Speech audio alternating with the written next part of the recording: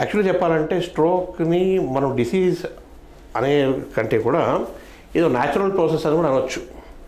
ఎందుకంటే దానికి నేను ఎక్స్ప్లెయిన్ చేయడం ఏంటంటే ఒక రక్తనాళం లోపల బ్లడ్ ఈవెన్ నార్మల్ పాపులేషన్లో నార్మల్ పర్సన్కి కూడా 120/80 mm మర్క్యూరీ స్పీడ్లో వెళుతుంటుంది. అంత హై ప్రెషర్లో వెళుతుంటుంది. ఇప్పుడు మన నేషనల్ హైవేస్ ఉంటాయి. నేషనల్ హైవే మీద పెద్ద ట్రక్ వెళుతుంటుంది, ఒక 30 టన్నుల ట్రక్ వెళుతుంటుంది. రోడ్డు ఏమవుతుంది? రోడ్డు డ్యామేజ్ అవుతూ ఉంటుంది. అలాగే మన బ్లడ్ ఏదైతే మూవ్ అవుతుందో you think that blood vessel is like a highway.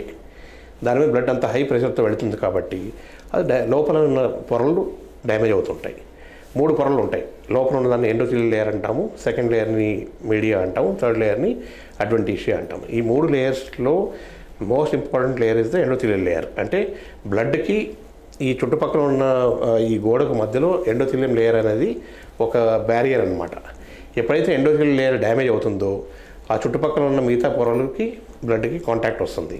ఆ కాంటాక్ట్ వచ్చినప్పుడే క్లాట్ ఫామ్ అవుతుంది. సో ఈ బ్లడ్ అంత ఫాస్ట్గా వెళుతున్నప్పుడు లోపల పొర అంటే ఎండోథెలియల్ సెల్స్ లేసిపోతుంటాయి.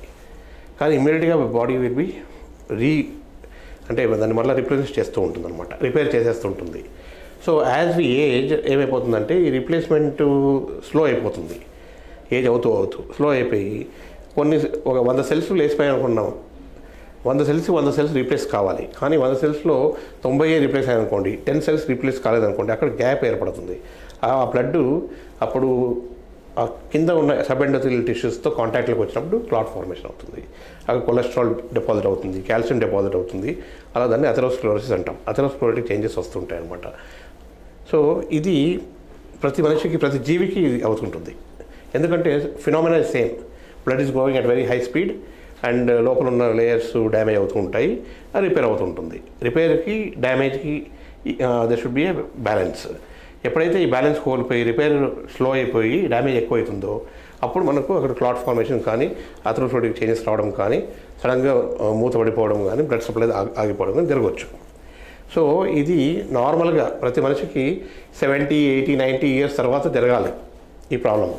కానీ రిస్క్ ఫ్యాక్టర్స్ ఎక్కువ ఉన్నప్పుడు ఏమవుతుందంటే 40 ఇయర్స్కే 50 ఇయర్స్కే రావచ్చు స్ట్రోక్, 30 ఇయర్స్ కూడా రావచ్చు.